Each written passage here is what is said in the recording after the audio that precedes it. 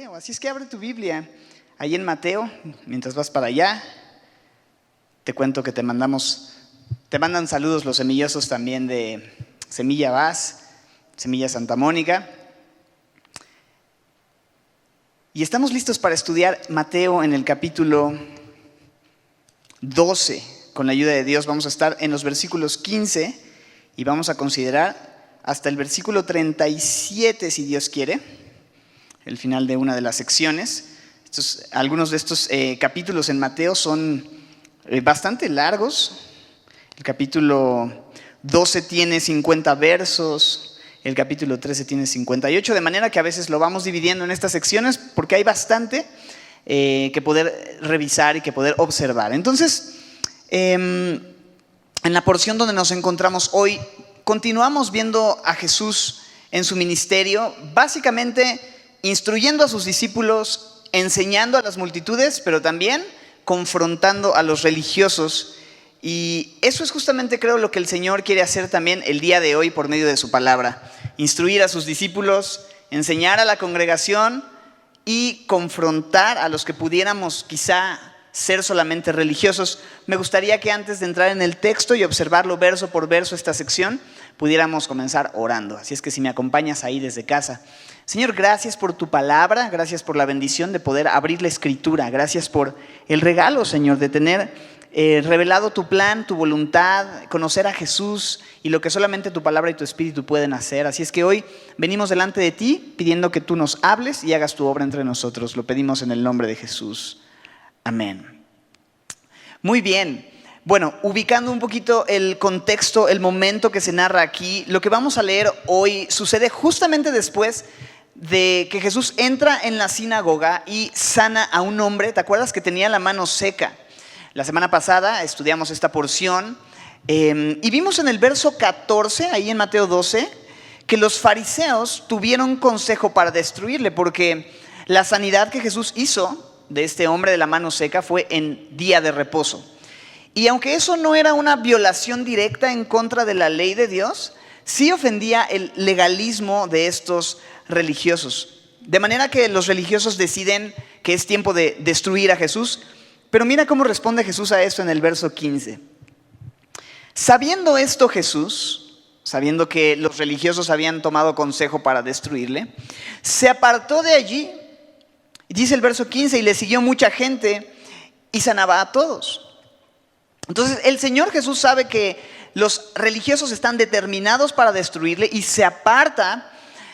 Y me llama la atención que realmente no se queda como para imponerse sobre ellos o como para retarlos, sino que se aparta. Y obviamente no es que se apartara porque tuviera miedo, porque tuviera temor o algo así, sino que él sabe que su tiempo aún no se ha cumplido, que todavía hay una obra por hacer, todavía hay mucho trabajo que hacer antes de ser arrestado y llevado a la muerte. Pero es interesante observar que aunque él se aparta de allí, el verso 15 nos dice que la gente continuó siguiéndole. A pesar de que estos religiosos lo rechazan, la gente seguía, ahora sí que seguía siguiéndole. Multitudes de personas le siguieron y dice ahí en el texto también en verso 15 que sanaba a todos. Y esto es importante explicar, que habla de ese momento específicamente. No es que durante todo su ministerio él sanó a todas las personas que hubieron en el mundo, sino que en ese momento Jesús, lleno de misericordia y de bondad, atendió cada una de las necesidades de la gente en ese momento. Sanó a muchos durante su ministerio, pero no a todos. Pero en ese momento, en esa ocasión se puntualiza, sanó a todos. Y sabes, esto me encanta porque me habla de que el Señor Jesús no hacía acepción de personas, sanaba a todos, o sanó a todos. Me hace recordar cuando Jesús en Juan 6:37 dice que aquel que a mí viene, no le echo fuera. Y eso es sin duda un ejemplo y una invitación a venir a Él para recibir lo que solamente Él puede darnos, y que cuando nosotros venimos a Él, Él no nos va a rechazar. Todas las personas que acudamos a Jesús, Él nos va a recibir. Él, lleno de bondad, lleno de misericordia, lleno de compasión, va a intervenir cuando tú y yo nos acercamos con un corazón humilde y lleno de fe. Así es que Jesús se aparta, pero la gente le sigue. Y luego en verso 16 les encarga que fueran discretos. Mira el verso 16, les encargaba rigurosamente que no le descubriesen, que no divulgaran pues la voz, que no pasaran la voz respecto a lo que Jesús estaba haciendo. Y otra vez, esto no tiene que ver con que Jesús tenía miedo, sino que simplemente él sabía que la culminación de su ministerio aún no había llegado. Pero también para que se cumpliese la Escritura y lo que la Escritura decía acerca de él. En el verso 17 leemos: para que se cumpliese lo dicho por el profeta Isaías, cuando dijo: he aquí mi siervo, a quien he escogido, mi amado, en quien se agrada mi alma, pondré mi espíritu sobre él, y a los gentiles anunciará juicio, no contenderá, ni voceará, ni nadie oirá en las calles su voz. La caña cascada no quebrará, y el pábilo que humea no apagará, hasta que saque a victoria el juicio, y en su nombre esperarán los gentiles. Así es que esta es una porción del libro de Isaías que cita Mateo, y son palabras que el profeta utiliza para describir al Mesías, pero en realidad no es tanto el profeta describiendo al Mesías, es Dios mismo hablando y describiendo a su Mesías. Y me encanta porque aquí vemos cómo Dios se refiere a Jesús, el Mesías. Primeramente, miren el verso 18, dice ahí: mi siervo, aquí mi siervo. Jesús es el siervo de Dios, y sin duda vemos a Jesús una y otra vez sirviendo. Incluso me gusta observar en ciertos pasajes, como en Marcos capítulo 13 o en Mateo 20:28 más adelante, cómo es que se nos habla del propósito de su encarnación, el cual fue no para ser servido, sino para servir y para dar su vida en rescate por muchos. Jesús es el siervo de Dios, y sin duda vemos que así fue. Cuando leemos los evangelios, lo vemos una y otra vez sirviendo a todos, sanando, haciendo milagros, enseñando, lavando los pies de sus discípulos. ¿Recuerdas esa escena en Juan 13 donde Él nos deja ejemplo para que así como Él hizo lavando los pies de los suyos, nosotros también debemos servirnos unos a otros, dejándonos ejemplo para que sigamos sus pisadas? Pero me encanta pensar que su servicio no fue solamente en relación con el pasado o el tiempo en el que Él estuvo aquí en la tierra, sino que Él aún el día de hoy, ¿sabes?, nos está sirviendo. Y cada día, con su constante amor, con su cuidado, con su guía, con su intercesión por nosotros, Él está sirviéndonos amorosamente. El pastor David Guzik lo pone así: Jesús no dejó de servir cuando ascendió al cielo, sino que Él sirve a su gente aún más efectivamente desde el cielo. Entonces me gusta ver eso, el siervo. Lo primero que observamos cuando Dios habla acerca de Jesús, de su Mesías, es que Él es su siervo. Pero dice también: he aquí mi siervo, verso 18, que dice: a quien he escogido. Dios escogió a Jesús para hacer el trabajo.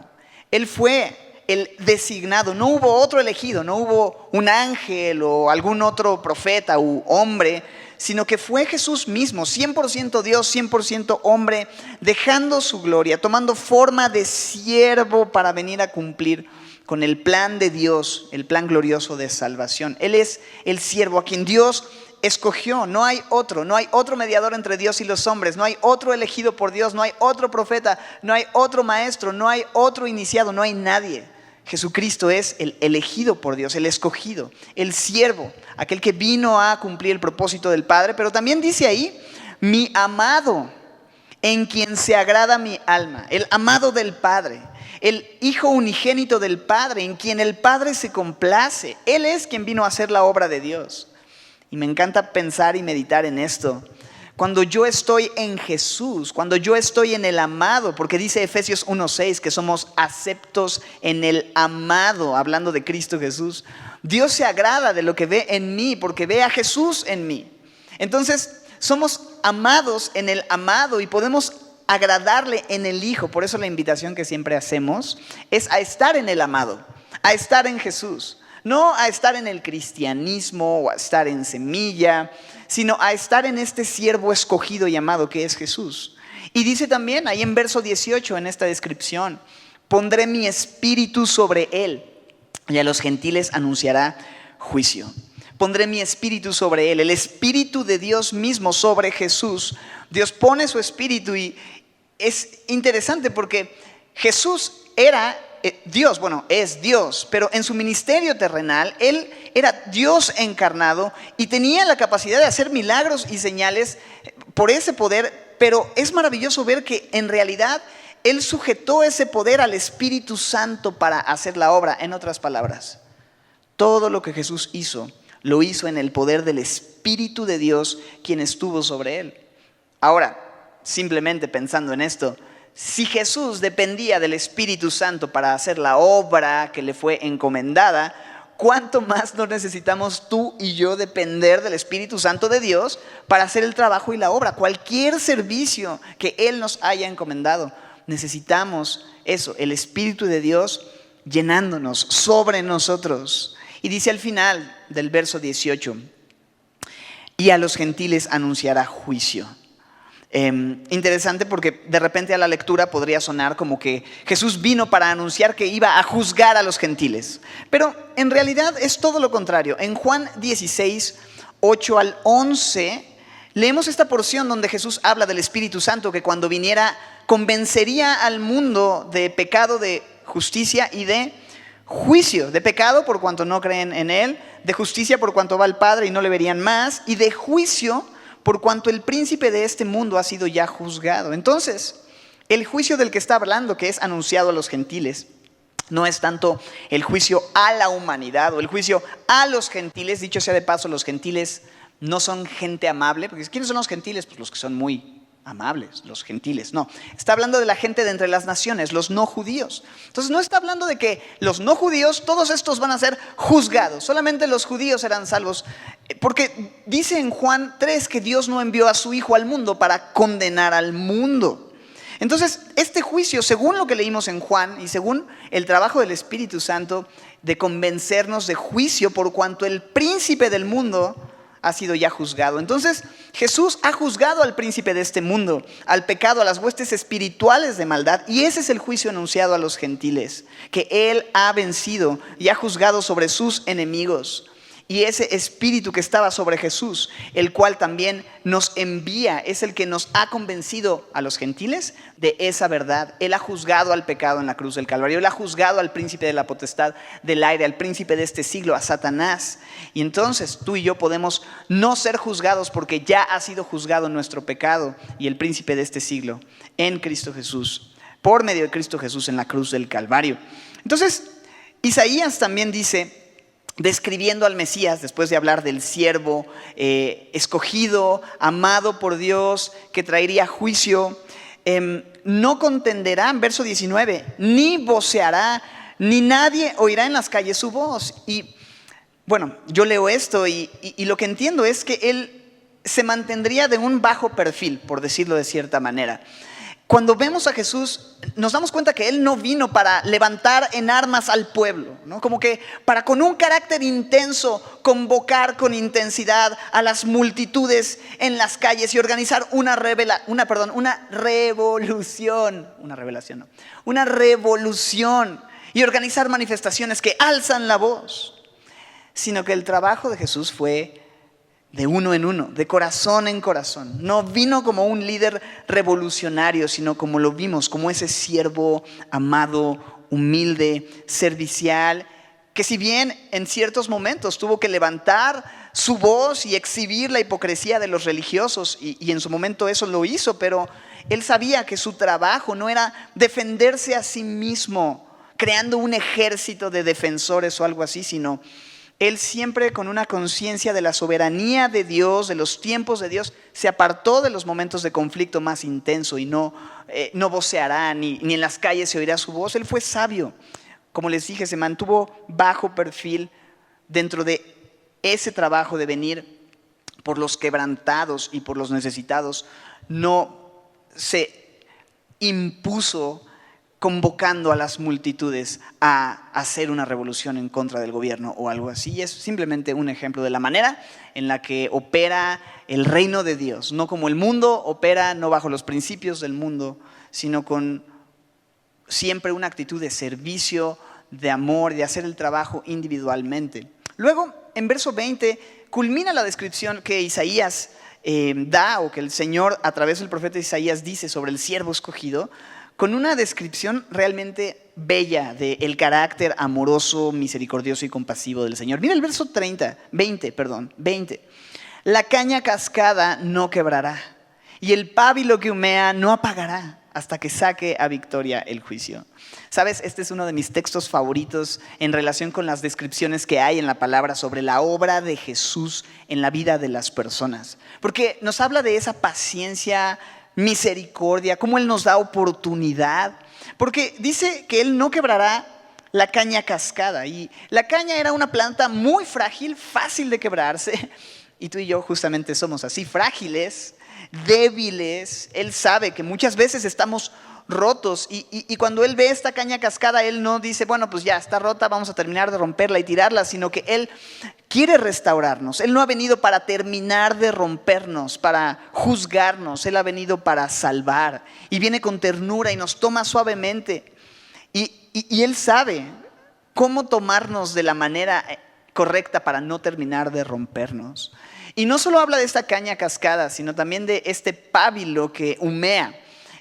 En tiempos bíblicos habían estas lámparas que usaban aceite y el pábilo que humea describe una lámpara que realmente se está quedando sin aceite, como esa velita que está a punto de apagarse, que ya se está empezando a apagar. Y Jesús nos ve así porque a veces estamos ya tan débiles, a punto de apagarnos.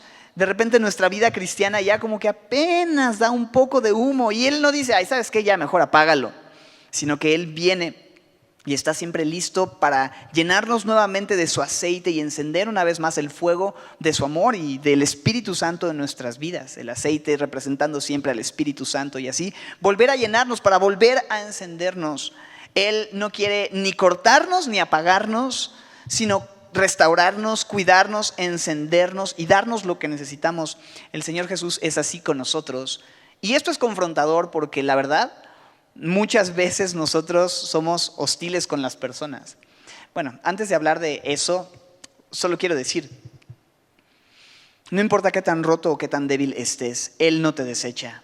Por más que tú te sientas hoy completamente roto, a punto de quebrarte, no hay mejores manos en las que puedas estar que en las tiernas manos de Jesús. Si tú sientes que te estás apagando, que tu fe está así, apenas humeando, Jesús es a quien necesitas. Él quiere encenderte, Él quiere darte su espíritu. Y esa misma ternura, lo que te iba a decir hace un momento, que Él tiene para contigo y quiere tener para contigo es la misma ternura y misericordia que Él espera que nosotros ofrezcamos a los demás, que nosotros imitemos eso y seamos como Él, ¿no? Yo estaba pensando que qué importante tener esto en mi corazón y en mi mente al momento de platicar con las personas, al momento de pronto como pastor vienen muchas necesidades, vienen muchas personas hablándote de situaciones y vas viendo caña cascada, pábilo que humea y uno a veces tiende a decir, sabes que aquí ya no hay remedio, pero veo esto y pienso en extender esa misma misericordia y ternura y compasión que Dios y Jesús ha tenido para conmigo, ¿no? Porque a veces somos duros, ¿no? O sea, sí, yo sé que Dios lo quiere restaurar, pero tiene que saber que lo que hizo está mal y a veces nada más terminamos juzgando y apagando y desanimando y siendo demasiado duros en vez de amar y dar la misma misericordia que nosotros hemos recibido. Y por eso que Dios nos permita ser, así como Él, siervos que cuando vemos a alguien en debilidad mostramos compasión, misericordia. Y sabes, puesto que Él es misericordioso, compasivo y necesitado, verso 21, en su nombre esperarán los gentiles. No hay otro lugar donde podamos esperar restauración para la caña cascada o el pábilo que humea. En su nombre esperarán. No hay otro lugar donde podamos poner nuestra esperanza de restauración, sino solamente en Él. Esto es, en su nombre esperarán los gentiles. ¿Dónde está puesta tu esperanza? Porque a veces tenemos esperanza en un cambio de circunstancias, ¿no? En un cambio de, bueno, ahora con la situación que se está viviendo, un cambio de semáforo o de pronto estamos poniendo nuestra esperanza en una segunda o tercera dosis de una vacuna o en un mejor trabajo, un mejor sueldo o un político que finalmente traiga paz o cualquier cosa. Pero aquí vemos en dónde debe estar nuestra esperanza. En su nombre esperarán los gentiles. Tú y yo podemos esperar en su nombre y su nombre es Jesús. Su nombre es salvación, Él salva. Su nombre, su identidad, quién Él es que Él es bueno, es que Él es Dios, es que Él es fiel, es que Él no falla. No sé dónde estés esperando tú el día de hoy, pero Él es el único que tiene poder para salvar y para darte paz y para restaurar y para no quebrarte, sino restaurarte y no apagarte, sino volverte a encender en esa fe. Entonces, de repente vemos esta escena, esta descripción, que Jesús se aparta, que se cumple esta palabra. Y algo interesante sucede en el verso 22, de entre toda la gente que Él sanó, se nos describe a partir del verso 22 una persona pues que realmente estaba muy rota, muy mal. Mira lo que sucede ahí en verso 22, dice que fue traído a Él un endemoniado, ciego y mudo, y le sanó de tal manera que el ciego y mudo veía y hablaba. Entonces, increíble, o sea, observa esto. Un endemoniado que era ciego y mudo, no, ciego, mudo, no podía hablar. Y de pronto este hombre está con esta condición y le traen a Jesús y Jesús lo sana. ¿Cómo lo sanó? Pues no sabemos, la Biblia no especifica el cómo nos sanó. La verdad es que cada una de las sanidades de Jesús es hecha de diferente manera, porque vemos que el Señor Jesús no tenía como que un método, un protocolo de sanidad específico a seguir, sino que había un trato personal. Él se interesaba por la necesidad de la persona en cada momento. Y no sabemos específicamente cómo fue, pero sabemos que le sanó y que lleno de compasión con el Espíritu Santo sobre él, sirvió y amó a esta persona de tal manera que lo sanó. Y todos, bueno, verso 23 sucedió lo lógico. Toda la gente estaba atónita. ¿Quién no se hubiera quedado atónito, sorprendido con ese poder? O sea, ver el poder de Jesús sobre lo espiritual, echando fuera esos demonios, pero también sobre lo físico, sanando a alguien que no podía ver, que no podía hablar. Y de pronto la gente dice, oye, esto es algo muy especial, algo que no habíamos visto de esta manera. Y llegaban a una lógica conclusión. Decían, ¿qué preguntaban? ¿Será este aquel hijo de David? ¿Será este aquel Mesías prometido? Porque había cierta expectativa mesiánica. Y cuando ven esto, ellos dicen, yo creo que es él, ¿no? ¿Será él? Y la respuesta, ¿cuál es? Claro que era él, claro que es Jesús. Pero obviamente cuando los religiosos ven que la gente está sorprendida, preguntándose y conectando la obra de Jesús con la Escritura y concluyendo, hey, esto es lo que la Biblia dice, esto es lo que las Escrituras dicen, de repente la gente religiosa dice no. En su ceguera espiritual, en su endurecimiento de corazón, con celos y odio por Jesús, sugieren algo completamente errado. Verso 24. Mas los fariseos, al oírlo, decían, este no echa fuera a los demonios, sino por Belcebú, príncipe de los demonios. Interesante eso. Los fariseos escuchaban lo que la gente decía. Y ellos de inmediato respondían, está echando fuera a los demonios por Belcebú. ¿Y quién es Belcebú? Bueno, pues ahí lo dice. Y me encanta cuando la Biblia se explica a sí misma. ¿Quién es Belcebú? El príncipe de los demonios. Entonces ellos dicen, no, esto no es obra de Dios, esto es obra demoníaca, esto es obra del príncipe de los demonios, y atribuyen estos asombrosos e innegables milagros y sanidades que apuntaban a la soberanía de Dios y a Jesús como ese Mesías, siervo escogido, amoroso, dispuesto a no quebrar la caña cascada ni apagar el pábilo que humea.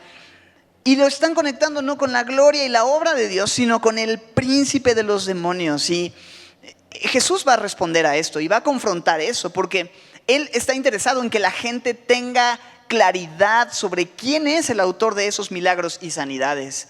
Y el autor de esos milagros y sanidades, de esa libertad y salvación, solamente es Dios mismo, el Espíritu Santo con el que Él fue ungido. Y mira el argumento con el que les confronta ahí en verso 25 y les dice, ok, para empezar, sabiendo Jesús los pensamientos de ellos, ¿no? Lleno del Espíritu Santo y con este don de ciencia, ¿no?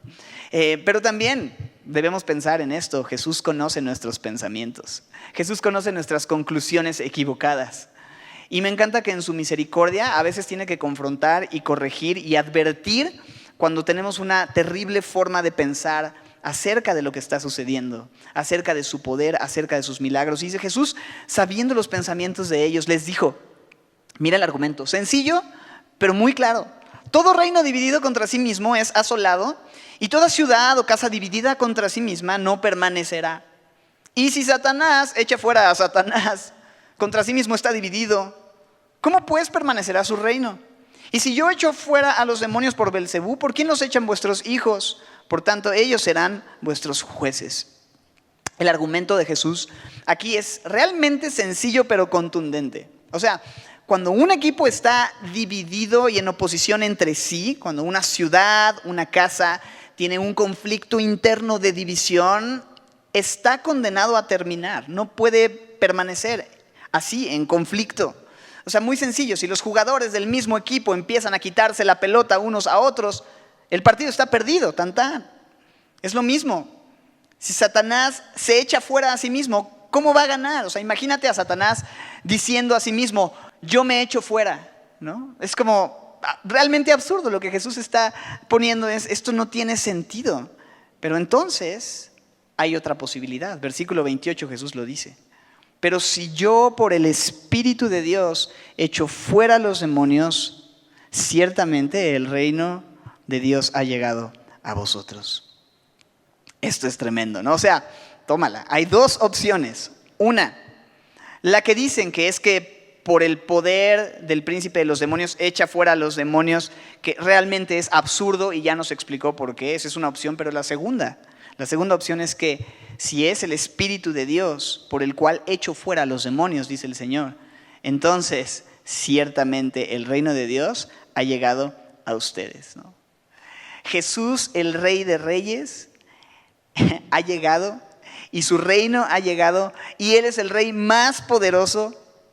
Entonces, ¿cuál de las dos será?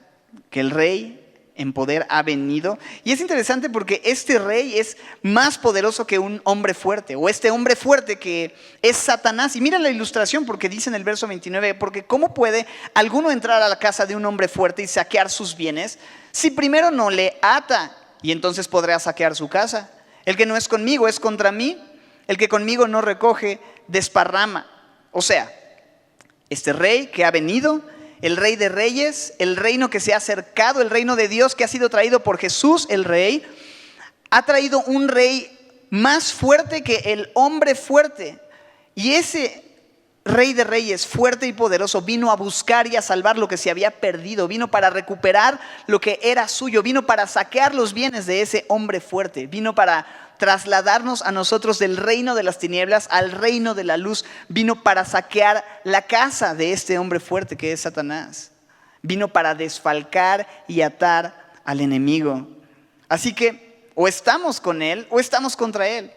Pero aquel que no es con Jesús, aquel que no es con el Rey del reino de Dios que ha venido para hacer la obra de Dios, es contra Él. No hay una posición neutral. Solamente podemos o recoger con Él y sumar a lo que Él quiere hacer o desparramar.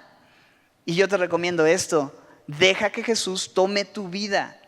Piensa en que Jesús y la obra que Jesús hace es una obra hecha por el Espíritu de Dios. Y cuando vemos la obra de Dios sucediendo en personas, a veces nos ponemos a cuestionar, no, ese no es Dios. Y sabes que ese es un peligro que nos lleva a veces puede llevarnos a algo trágico y fatal, que es blasfemar en contra de la obra de Dios, en contra del Espíritu Santo, en contra del testimonio que el Espíritu Santo da a nuestras vidas. Porque con esto quiero decir lo siguiente: si tú estás atribuyendo a Satanás, como estos religiosos lo hicieron, algo que es de Dios, debes tener cuidado. Porque Jesús dice esto, verso 31. Por tanto les digo, todo pecado y blasfemia será perdonado a los hombres. Y estos religiosos habían hablado en contra de Jesús, ¿no? Habían pensado que era Belcebú por quien hacía estas cosas, y Jesús tiernamente les explica y les advierte: esto no es obra de Belcebú, es obra del reino de Dios acercándose, que tiene un rey que viene para saquear el reino enemigo, que te invito a que seas conmigo y no contra mí. Pero ten cuidado, porque verso 31, todo pecado y blasfemia será perdonado a los hombres, pero la blasfemia contra el Espíritu no le será perdonada. La blasfemia contra ese Espíritu por el que Jesús fue ungido, que da testimonio a los hombres de quién es Él, eso no será perdonado. Cualquiera que dijera alguna palabra contra el Hijo del Hombre, verso 32, le será perdonado, pero al que hable contra el Espíritu Santo no le será perdonado ni en este siglo, ni en el venidero. Hay una condenación eterna para resistir al Espíritu Santo. Y esto es muy interesante porque, como decíamos, estos religiosos están haciendo justo esto. Rechazan la obra y el testimonio de ese Espíritu Santo sobre el Mesías. El Espíritu Santo, según Juan 15:26, el Consolador, que procede del Padre, da testimonio acerca de Jesús. Es Él quien nos convence acerca de que Jesús es el Hijo de Dios, de que Jesús es a quien tú y yo necesitamos. Y lo que vemos con estos hombres es que en vez de permitir que el Espíritu Santo, el autor de esta sanidad y salvación en la vida de este hombre ciego, mudo y endemoniado, en vez de permitir que el Espíritu les convenza, ellos le rechazan.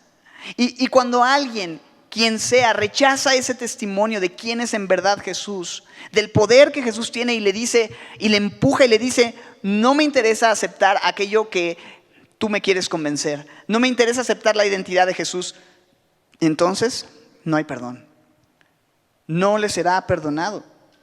Ahora, cualquier blasfemia o pecado a los hombres puede ser perdonado, porque Jesús en la cruz del Calvario llevó nuestro pecado y nuestras injurias y nuestras blasfemias y lo que hemos hecho. Y todo eso fue pagado por completo en la cruz del Calvario. Aun cuando alguien en su ignorancia pudo haber blasfemado y dicho un montón de cosas contra Jesús y el nombre de Jesús, todo eso puede ser perdonado si se recibe con fe el testimonio del Espíritu Santo y se acepta la invitación a arrepentirte y creer en Jesús como tu Salvador. Pero cuando alguien deliberadamente decide rechazar el testimonio y hablar en contra de eso, no creyendo al testimonio, entonces esa persona está eligiendo la condenación. Y yo me pongo a pensar, en base a este texto y lo que leemos aquí, como mucha gente dice: es que yo tengo miedo de haber cometido la blasfemia contra el Espíritu Santo. Pero si tú has creído al testimonio del Espíritu Santo acerca de la identidad, la obra, la persona de Jesús, si tú vives con tu fe y tu confianza puesta en Él, es evidente que no has blasfemado rechazando el testimonio del Espíritu Santo. Por lo tanto, déjame decirte algo: no creo que lo hayas cometido. Es más, el hecho de que estés intranquilo y preocupado por ello da testimonio de que no has cometido la blasfemia contra el Espíritu Santo. Normalmente las personas que han cometido esta blasfemia no les interesa cambiar su forma de pensar respecto a Jesús. No están preocupados por si han cometido o no la blasfemia contra el Espíritu Santo. No están dispuestos a escuchar aquello de lo que el Espíritu Santo les está redarguyendo. Pero Jesús se los dice directamente y los confronta directamente. Y tú y yo estamos escuchando esto también. Hey, deja de resistir al Espíritu Santo, porque cualquiera que blasfeme resistiendo poner su fe y confiar en el testimonio que el Espíritu Santo está dando y haciendo evidente acerca de la persona de Jesús, entonces esa persona no tendrá perdón. Esa persona no puede venir a la salvación, sino que ha sido ya condenada porque no ha creído en el unigénito Hijo del Padre, testimonio que el Espíritu Santo da acerca de Jesucristo. El Señor concluye con esta idea en esta sección, diciendo y poniendo otra analogía. Y dice así: o haced al árbol bueno y su fruto bueno, o haced al árbol malo y su fruto malo. O sea, su conclusión es, porque por el fruto se conoce el árbol, ¿no? Es muy sencillo. El fruto da a conocer el árbol. O sea, o el árbol es bueno y lo sabes por sus buenos frutos, o el árbol es malo y lo sabes por sus malos frutos. El fruto da a conocer el árbol. En otras palabras, ¿cómo puede ser que si están viendo el buen fruto de sanidad, de obras, de milagros que Dios está haciendo por medio de su Espíritu a través de mí, digas que el árbol es malo? Es absurdo. Si hay buen fruto, es buen árbol. Si hay mal fruto, es mal árbol. Y Jesús está dando buen fruto. Y los fariseos y religiosos están dando mal fruto. Hay buen árbol, hay mal árbol, pero eso no termina ahí. Mira el verso 34. Generación de víboras. Fuerte. ¿Cómo pueden hablar lo bueno siendo malos? Porque de la abundancia del corazón habla la boca. Esto es tremendo. En otras palabras, ¿sabes qué? No se podría esperar algo diferente de ustedes porque su corazón es malo. Es lo que les está diciendo. Su corazón está en tinieblas y por eso las conclusiones a las que llegan son malas, porque ustedes son malos. ¿Cómo pueden hablar lo bueno? No podría esperar algo diferente. De la abundancia de su corazón habla su boca. Y luego habla del tesoro del corazón. El hombre bueno del buen tesoro del corazón saca buenas cosas. Y el hombre malo del mal tesoro saca malas cosas. O sea, lo que hay dentro de ti es lo que vas a hablar. Eso es lo que vas a sacar. Si tu corazón tiene un buen tesoro, si estás nutrido con las sanas palabras del Señor Jesús, tu conversación va a ser sana. Pero si tu corazón atesora lo malo, así vas a hablar. De la abundancia del corazón habla la boca. Y por ahí algunos ponían una versión muy actual diciendo, y también de la abundancia del corazón publicas en Facebook, ¿no? Y te comunicas y publicas en tus redes sociales y mandas tus mensajes y es la manera en la que hablas. De la abundancia del tesoro de tu corazón. Y luego para rematar, en versos 36 y 37 dice, mas yo les digo que de toda palabra ociosa que hablen los hombres, de ella darán cuenta en el día del juicio. Porque por tus palabras serás justificado y por tus palabras serás condenado. Y esto es tremendo, son palabras muy fuertes que nos invitan a examinar nuestras palabras, ¿no? ¿Qué estamos hablando y cómo estamos hablando? Pero de repente, al leer estos versos, como que podría sonarnos casi como que tu salvación depende de tus palabras. Más vale que cuides lo que hablas, porque de hecho eso es lo que te justificará o te condenará en aquel día. Pero creo que si así fuera, ya habríamos valido queso todos. Ya habríamos sido descalificados todos, porque Santiago nos dice que todos ofendemos muchas veces con nuestras palabras. Y aquel que no ofende, Santiago 3:2, ya es una persona perfecta. Entonces, ¿qué está diciendo Jesús aquí? No es una cuestión de salvación o condenación en cuanto a mis palabras. Es importante estudiar la Biblia en su contexto y no podemos separar estos versos de su contexto. Y el contexto en el que estamos es ver a Jesús hablando acerca del tesoro del corazón, en el verso anterior. Nuestras palabras son simplemente el reflejo de nuestro corazón. Otra vez, lo que hablamos revela cuál es el tesoro de nuestro corazón. Así que, si nuestras palabras son malas, se refleja que evidentemente Jesús no es el tesoro de nuestro corazón. Así como estos religiosos que dicen que los milagros de Jesús son obra del príncipe de los demonios. ¿Por qué lo dicen? Porque su corazón era malo. Su corazón no quería creer en Jesús. En su corazón atesoraban más su religión, su maldad, su pecado, pero no a Jesús. Y finalmente ellos iban a ser juzgados y condenados por ese asunto del corazón, y por eso hablaban como hablaban. Pero sabes, Jesús quiere hacer una obra en nosotros, no de lengua para afuera, sino desde el corazón. Quiere transformar nuestros corazones, porque entonces al transformar nuestros corazones van a ser transformadas nuestras palabras y nuestras acciones y lo que hagamos. Entonces Jesús, con lo que está confrontándolos aquí, es con el hecho de que Él mira el corazón.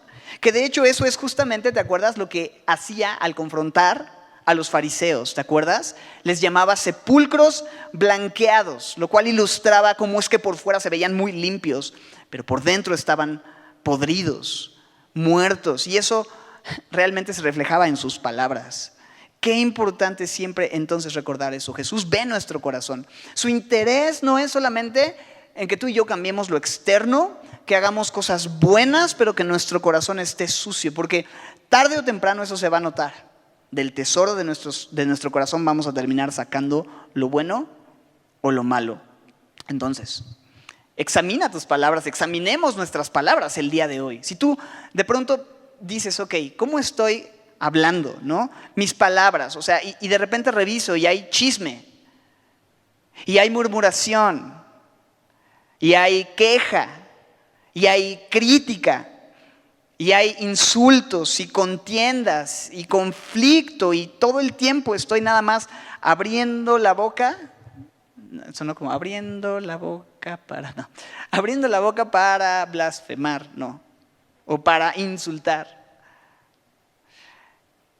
Entonces, ¿qué tengo que hacer? Tengo que venir a Jesús, el siervo escogido de Dios, para que Él no me termine de quebrar ni me apague, sino me restaure, y desde adentro, en mi corazón, Él haga una obra y cambie mi tesoro y sea Él mi tesoro, mi mayor tesoro, porque solo entonces todo lo que haga y todo lo que diga va a poder glorificarle a Él. Ahora, quiero terminar con esta idea. Me encanta que Jesús apunte a nuestro corazón, porque la verdad es que somos expertos en guardar el look, en las apariencias, y por fuera parecer una chulada y parecer y aparentar que todo está bien, que no pasa nada. Pero Jesús conoce el tesoro de nuestro corazón, lo más profundo de nosotros. Otra vez, Él sabe si somos una caña cascada o un pábilo humeante realmente por dentro. Y aunque todos externamente me ven bien cristiano y aparentemente lleno del gozo del Señor y hablo así con una unción y externamente como que todo está bien en mi vida y escucho alabanzas y hablo cristianés fluido, ¿sabes? Él conoce lo que hay en nuestro corazón. Él conoce nuestra debilidad. Él sabe si estoy a punto de romperme, si me estoy apagando. Y sabes, lo más increíble es que Él no quiere quebrarme ni apagarme, sino que con su ternura quiere cuidarme y darme lo que necesito y llenarme. Que no seamos como estos fariseos que rechazaron a Jesús. Rechazaron su ternura, su compasión, su amor, su poder, el testimonio del Espíritu Santo, y no quisieron reconocer que Él es a quien necesitaban y escogieron las apariencias. Reconozcamos nuestra necesidad, reconozcamos nuestra debilidad, vengamos al siervo escogido que está listo para tomarnos con su amor, darnos su espíritu, sanarnos. Esperemos solo en Él. Él es el siervo escogido. Dejemos que Él nos limpie de dentro hacia afuera. Hagamos de Jesús nuestro mayor tesoro y que eso sea lo que nos transforme desde lo profundo. Porque ¿sabes qué? A Dios no le impresionan las apariencias. Dios mira el corazón. Y la invitación que Él nos hace es a escuchar la voz de su Espíritu, invitándonos a confiar en Él, a esperar en Él, a rendir su vida, porque Él puede sanarnos donde sea que estemos, por endemoniados, mudos, sordos que estemos. Él puede hacer la obra y que al ver esa obra podamos realmente decir gloria a Dios. Es Él, es su Espíritu, no es otra cosa. Y así creer al Espíritu, rendirnos a Él, hacerle nuestro tesoro y permitirle a Él transformar nuestro corazón. Y eso comenzar a producir un buen fruto que abunde para su gloria. Él vino a hacerte suyo. Él vino a atar al hombre fuerte y saquear y reclamar lo que le pertenece. Tú y yo, que fuimos comprados, que fuimos trasladados de las tinieblas a la luz, podemos ser libres, podemos ser restaurados, podemos ser sanados en Jesús. Él es el siervo escogido de Dios y a Él es a quien tenemos que acudir. Y te damos gracias, Señor, por tu palabra. Te damos gracias por ser ese siervo amado en quien nosotros somos amados también, en quien nosotros somos restaurados, Señor. Y gracias por esta palabra de esperanza que tú traes a nuestras vidas, Señor. Gracias por tu gran amor. Gracias por este texto que nos llena de esperanza al ver que tú eres tierno, compasivo, misericordioso, paciente con nosotros, pero también escuchar la exhortación y la confrontación de tu Espíritu Santo para con aquellos que pudieran resistirse a la obra y el testimonio del Espíritu, Señor.